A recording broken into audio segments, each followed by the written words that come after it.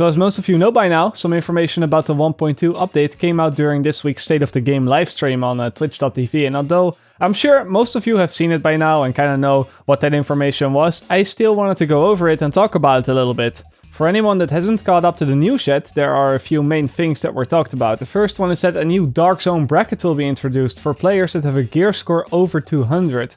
The second thing is that loot drops across the board will be increased a great amount, both in quality and in quantity. And the last thing that they mentioned that's pretty huge, I guess, is that a lot of the bugs will be fixed with this patch. Now, although the bug fixing is always a good thing, I mean, talents such as Reckless and One Is None have been bugged for the longest time, but for me, it's not that interesting to talk about. So what I mainly want to cover is the newer, higher Dark Zone brackets, the new loot drops, and, you know, some concerns that I still have with it. So first, let's start up with the new Dark Zone brackets. The developers will be adding, as I said, a new bracket for players that have a gear score that is higher than 200. Now, the first and most obvious reason for this is that maxed out players or players close to being maxed out will not be able to basically mow down players who just left the 160 gear score bracket and basically grief on them all day. But what is cool about this is that in this bracket, some new rules will be applied to the Dark Zone. Firstly, the NPCs will now be scaled from level 32 to level 34. So it will not be as easy to farm them, but the rewards you get for, you know, killing them, that will be a lot better. Because they said that in this bracket, the NPCs will drop the best items in the game. They specifically mentioned 240 gear score set pieces and 204 gear score weapons.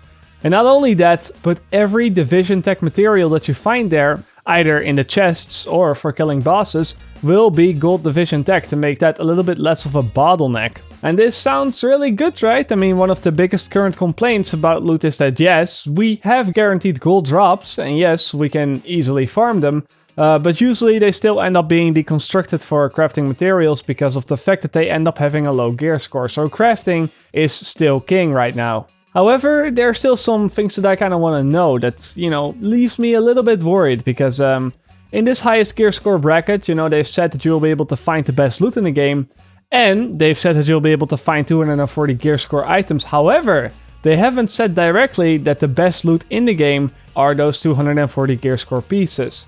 But because they're tying the best loot to killing level 34 enemies, that kind of makes me think that there will not be a power increase with this patch, so there will be no higher gear score items added to the game. So what do I think of this? Well, first up, the thought that 240 gear score items remain the best is actually a good thing in itself. If somehow you got a few of those 240 gear score items as a reward for completing the incursion on challenge mode, and you got a couple of decent rolls on that, well, they're still viable, they're still the best things in the game. However, with the glitches that happened early on in the 1.1 update, you know, some people are having a very large amount of these 240 gear score pieces. And again, this in itself isn't a problem, it just means that some players will not have that desire to get the better loot because they are almost already maxed out. What I'm a little bit concerned about is what happens if those players that are maxed out get bored and have nothing left to do. Well, they could intentionally go to the lower Dark Zone bracket and use their better gear to harass lower level players. Which is, you know, from my understanding, the exact thing that the developers want to avoid with this patch because they're adding another bracket and all that stuff.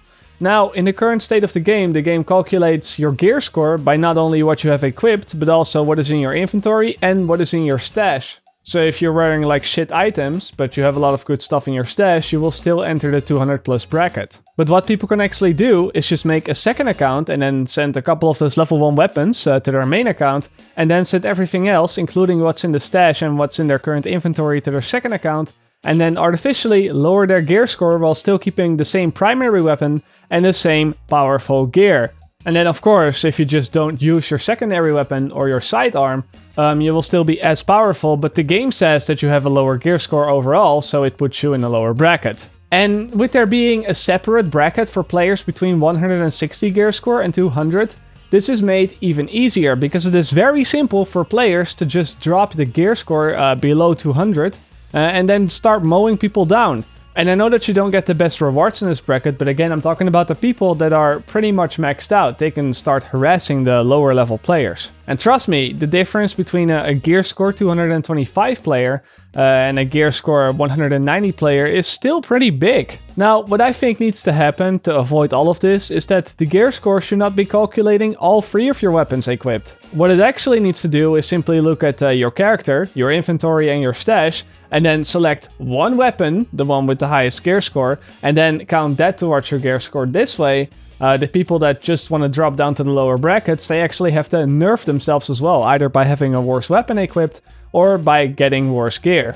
It will still be possible, but it will make the fights a lot more even. And the last thing I kind of want to go over is that the loot drops in general are getting a big boost. So you're getting more loot for killing enemies, you're getting more loot for completing missions or incursions, and it's not just that you get more loot, but you also get loot with a higher gear score. So hopefully with this patch we will finally start to move away from the crafting meta, and it will actually be beneficial for you to play the game. I'm kind of looking forward to this. Now, we haven't had much details about this yet. I mean, we don't know exactly how much we're getting, but when I was just watching the stream, I could only think of one thing at the moment, and that was that they are going to have to increase the stash size. We're getting more loot, we're getting more good loot, so we're gonna have more items that we want to keep for a specific build or, you know, just something to experiment with. And, you know, we're gonna need more space to store all those items away. 40 is actually a laughable amount for a loot-driven shooter game like this. For me, it's already gotten to the point where I have 4 characters, each assigned with a different type of gear in order to keep all my stuff. My main character has all the best gear, you know, the 240 gear score pieces with the, you know, the chest and 3 mod slots and all that stuff. Then my second account, you know, I use that to store away all the high-end weapons with some good talents. And for example, my fourth account has a shit ton of performance mods, because I just want to mess around with those sooner or later. I just want to see how large I can get my first aid radius and stuff like that. I even had all my characters put on a gear set backpack just for the increased inventory size. To be honest, I would want to stash 10 times the size that we have right now, 400 to 500 slots for, you know, storing away stuff, because the way that I have to do it right now is just so gimmicky. Now, the only reason that I can think of as to why this might be difficult for the developers is because all of the items are most likely saved on the server side of things, so increasing the stash size would increase the amount that, you know, the servers have to save. Obviously, they cannot just save it locally, otherwise I can imagine that somebody would be able to just mod the game and have all the best in slot items of everything. So I can understand why they can't do that, but at least meet me somewhere in the middle, because 40 is too low of an amount. And while you're at it, please allow us to lock items away or mark them in a specific way, the same way that you can mark items as junk. The times that I've accidentally deconstructed or sold an item that I wanted to keep is higher than I'd like to admit.